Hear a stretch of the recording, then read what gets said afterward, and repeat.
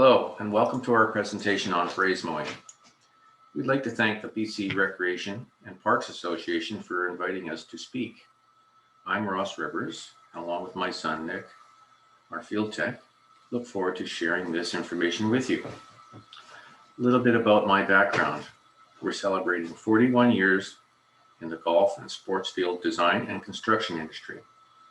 For the last 20 years or so, we've been doing a lot of renovations and consultations and have been a part of helping create solutions for unsatisfactory turf on dozens of fields.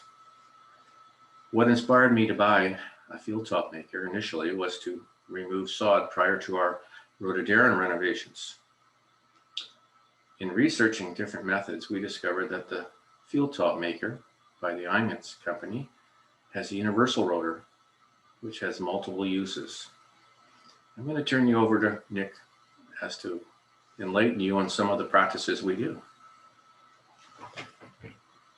Hey everybody, so in this presentation, we're going to be going over, what fraise mowing is and why you would fraise mow your field surfaces. We're going to talk about, determining if your sports turf is a good candidate for fraise mowing. We'll go over the process and how it works. We're going to talk about the important cultural practices that go along in conjunction with fraise mowing, anything else you can do, and then we'll be around for a question and answer period following the presentation. So what is fraise mowing? Well, fraise mowing is a mechanical technique that resurfaces the field. So it's a very low cut that moves through, a rotor head moves through all the blades of grass into and or through the crown. It removes thatch layers, it removes weed grasses, it removes surface irregularities on level underfoot type of areas.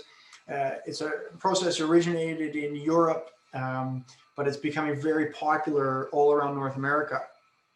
It's a way to compound your time by having one pass that provides resurfacing, dethatching, and pest control, removing shallow-rooted weed grasses, and leaving a comfortable thatch layer to reseed into.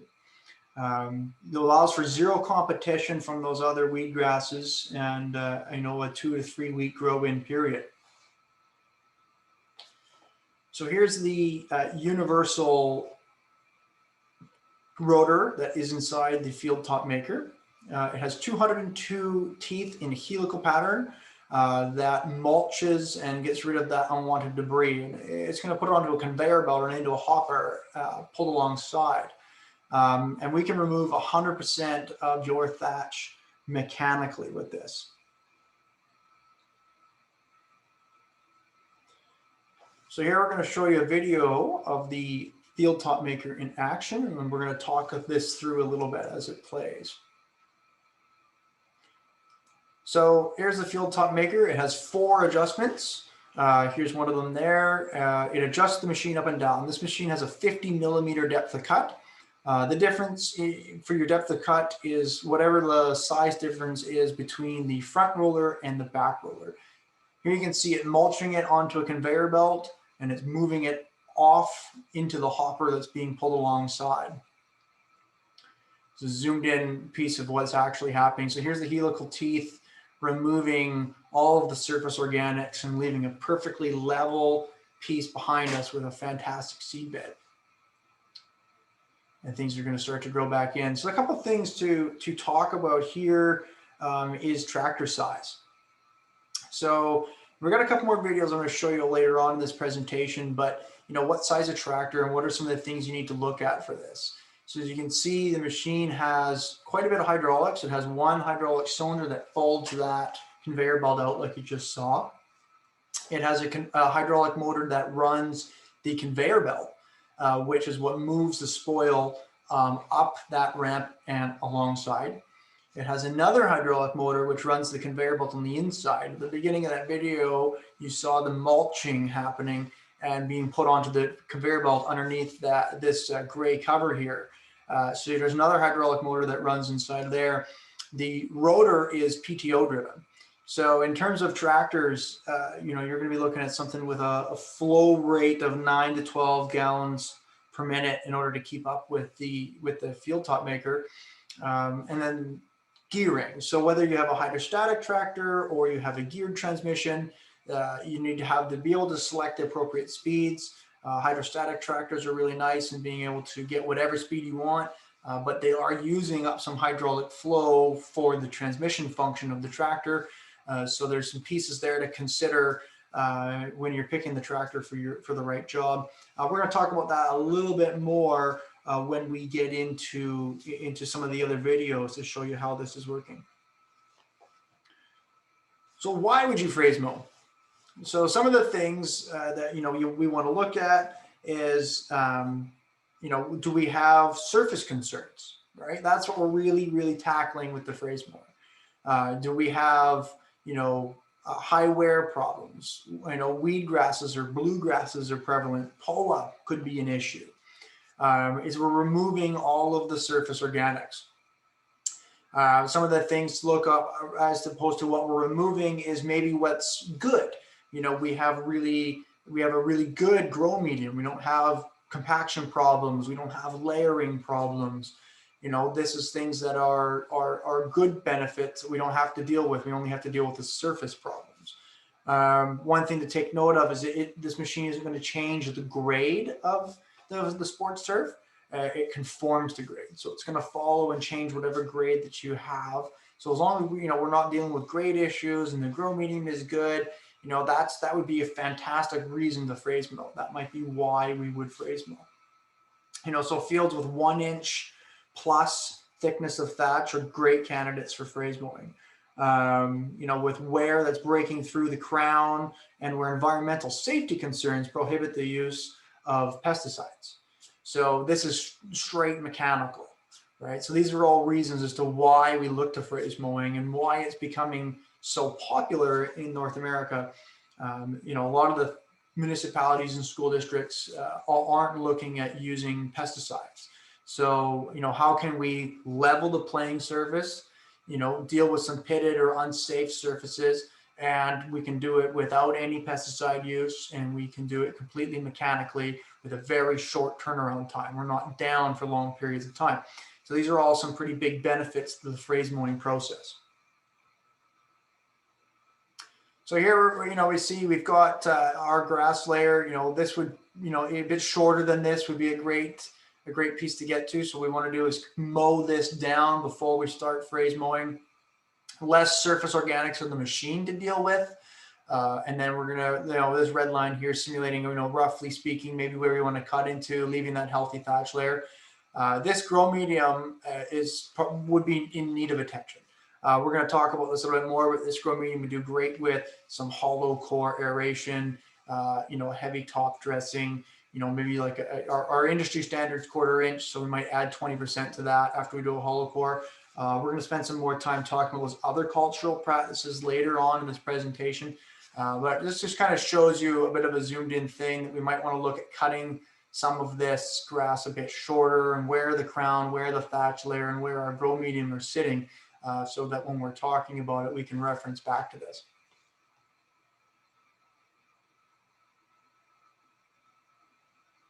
So how to determine if your turf is a good candidate for fraising? So grow medium, that's in that soil base. Do we have healthy things going on in there? There's obviously some remedies that we can do in conjunction with fraise mowing to help that. We can get into aerating and top dressing and hollow core aerating, and there's some pieces that we can help. But overall, we need to have something to work with, right? We're in fraise mowing, we're really just talking about your surface. And again, this machine conforms to finished grade. So I'm going to change the grade. So if there's a grade problem, maybe that's not the issue, and we need to look at some other things that we need to do. Irrigation. This is something that comes up, question gets asked a lot. Is fraise mowing a solution for an unirrigated field? Well, not really. We need to take care of some irrigation concerns. Fraise mowing is a surface leveling, and it's going to allow for the grass to grow, but we do need to be able to irrigate it. Where is your level of thatch? This is something to keep your eye on, to watch. This is a mechanical tool that we can use that will help us and help you maintain and get to the desired level of thatch. Looking at downtime, Fraise mowing is an excellent option if downtime is an issue. And I know that, you know, user groups and community pressures really make some big differences. You know, you might be mowing, you know, some grass 10 to 14 days after the Fraise mowing process has been completed.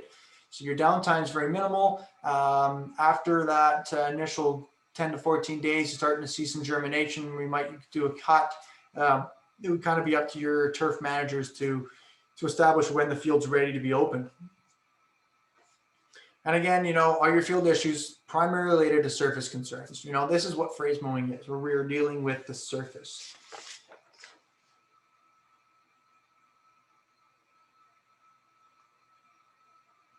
So here's a video of the Fraise mower in action. So you can see the surface conditions are optimal. It's dry. You can see that there's a very large volume of surface organics coming off with the field top maker. And this is why the hydraulic flows come into place. You know, this is very intensive in terms of hydraulic flow. So we're leaving the stubble about a 3/4 inch of the thatch layer left. You can see how fast the dump wagon would be filling up with this process. We like to have 2 of them in place so that we can cycle one on top of the other, and you know, less downtime for the machine. I'll play that again for you. 2 of those dump wagons there at a time to keep things going. You know, a close site on a close area on site to dump the spoil is preferred. That way the machine keeps going as long as it can.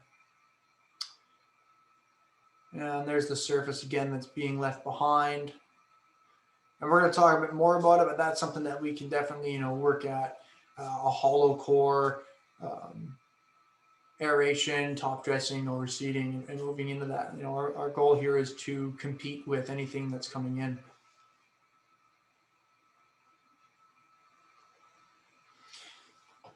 So here's a portion of the spoil pile. So when the dump wagons dump the organic waste, this is a portion of what it's going to look like. There's quite a bit of it that comes off, and this is, you know, what you're seeing is all the weed grasses and everything that's being removed from the field. If you're looking at doing a hollow tine aeration, you know, that's something that would get added to this spoil pile. It is definitely something you don't want to leave on site for too long. It does break down quite quickly and begins to have an odor to it. Some of the things to look at with this is timing. You know, how can you compound and save time and save money? That's what we're really going for at the end of the day. If you're going to do hollow core aeration after you Fraise mowed, you know, we want to get that into the pile here before we get ready to haul it away, so we can haul that all away at the same time. And then what we found really good success in the past is we have a machine there to load sand for top dressing, or while in between loads of sand, they can be loading bins or bin trucks with this spoil, both this and potentially the hollow cores that have come out. So it compounds your time. You know, try to have one machine there that can be doing 2 different jobs at the same time and save you a bit of cash, save you a bit of time, get everything turned around faster. All these things are definitely, you know, cost savings and time savers. So the Fraise mowing process, you know, it's got to be dry, right? So in preparation, it's got to be dried out. The heads will have to be lowered. We have to lower the sprinkler heads down below grade, make sure they're not going to come into interference with the machine. If there's other obstacles in the field like go mouth sets, anything that's under the surface, you're going to want to lower those down before running the field top maker over the surface. We can cut the grass down as low as possible. The lower you can get the grass on a regular mower, the better. Less surface organics. You saw in the video how much that machine is processing at a time, and the less that you need to process, the better. So the lower you can get that grass cut down, the better it's going to be. And as we mentioned before, you know, if you can have 2 dump wagons, dump trucks, trailers, dump trailers, however configuration of equipment you have. If you can have at least two of them going alongside as a hopper for this machine, you'll have much less downtime, and you'll find greater success and speed in getting the job done. And what's left behind is an ideal seed bed. It's allowing the ryegrasses to outcompete any weed grasses. Our goal is to leave no more than 3/4 of an inch of thatch on the field surface, which is an ideal seed bed to seed into. Through the process, it's not totally abnormal to see any bare areas. That's good. That means we're getting back to that level play surface again.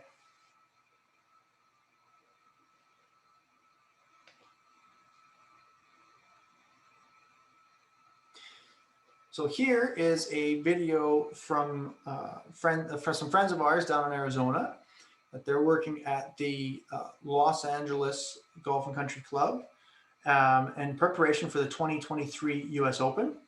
So Fraise mowing is becoming a proven way to resurface in preparation from anything from the upcoming Little League season to prominent events like the US Open.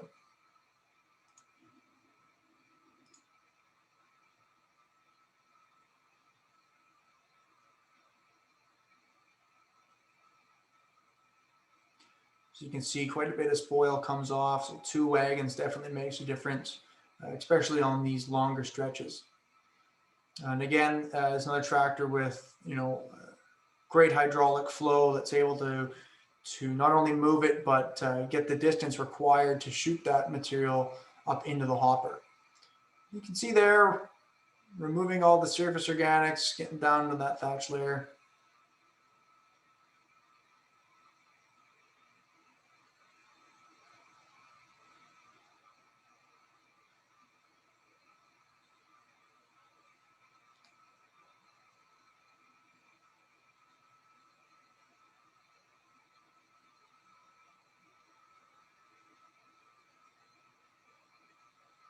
You can see how quickly it resurfaces and levels your playing surfaces.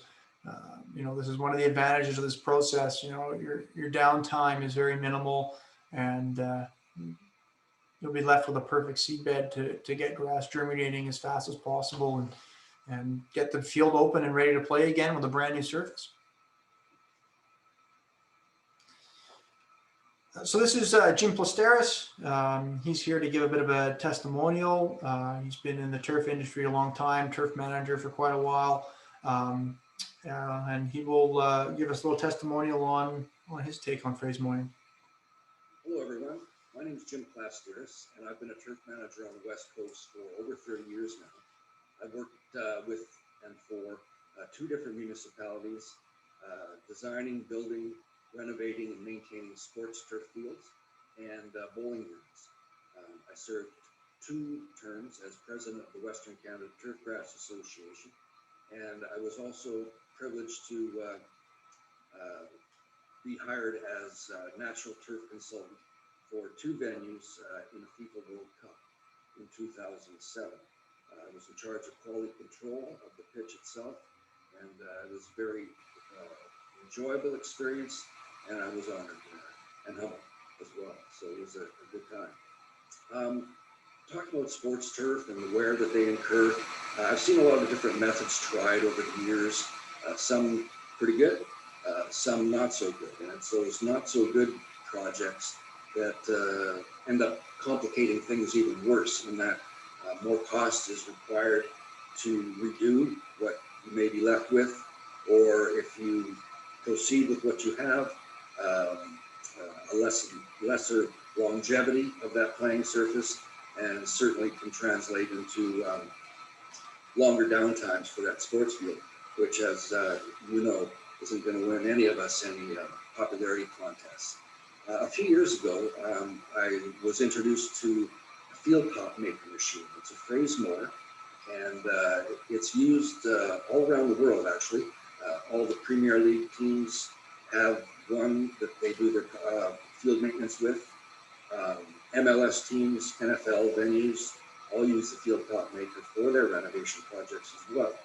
And it's a very tidy and timely, precise machine that can both fraise moor your surface to improve its health, or it can actually remove the surface of it very efficiently.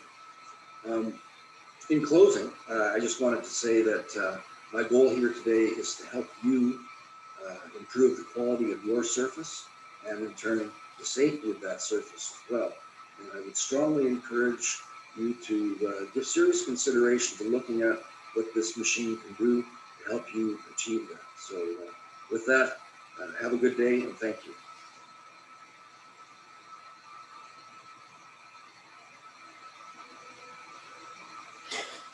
So we've touched on, some additional cultural practices in terms of what else can be done, that might be beneficial with inside the fraise mowing process. Deep tine, hollow aeration, top dressing, and dense overseeding. So here's just some small samples in terms of a picture on what we're talking about here. So in terms of hollow tine aeration, we're talking about a 1-inch diameter by 10-inch tine that removes a 6 to 7-inch core.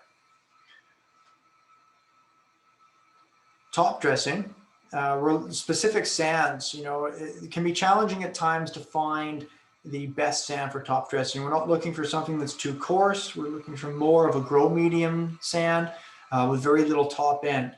And the idea behind that is to reduce the possibility of root shear. Using a grow medium sand will achieve continuity. We'd love to talk more about this through our question and answer period. So please ask away any questions at the end of the presentation in terms of sand use and specs for sand. Overseeding, we use a slit style overseeder. You can see some of the slits here running vertically. This is a picture just of a single pass.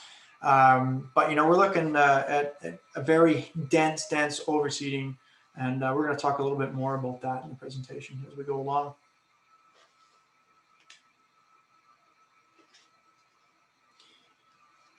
So when we're talking about coring, I have a short video here for you that slows down the coring process for you, just to show you what we're talking about in terms of the length of cores. We're talking about a 6 to 7-inch, 1-inch diameter core that's being removed. So we're taking this out of the grow medium. We're going to collect all these cores, and they're going to be dumped in an area like this. You can see in the background here of spoil, and then that would be removed along the same time as the organics that have been removed from the surface from the fraise mowing process.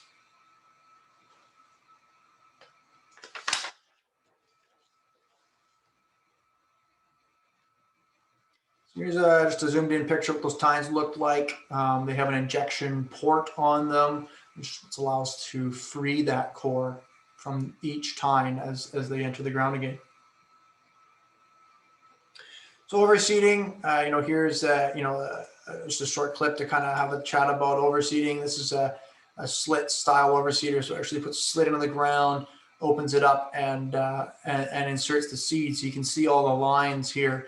We're going to do this 4 to 5 ways and try to get as tight piece together of our overseeding so that we get the densest chance of competing with any weed grasses that try to get their way back in. So what we're talking about here is a 4 to 5 way distribution, 10 to 12 pounds per 1,000 square feet. Would for sure cover the entire field with 4-way, and usually our 5th way is kind of a heavy up in those high wear areas, your goal mouths and sidelines where parents are standing, things like that. It's critical to outcompete your weed grasses. We utilize perennial ryegrass at a very high dense rate of application, and then following that is a fertilization plan. You can see a really healthy stand of ryegrass growing after the processes and resurfacing procedures have taken place. Thank you for attending our presentation. We hope it's been informative, and we look forward to our question and answer period.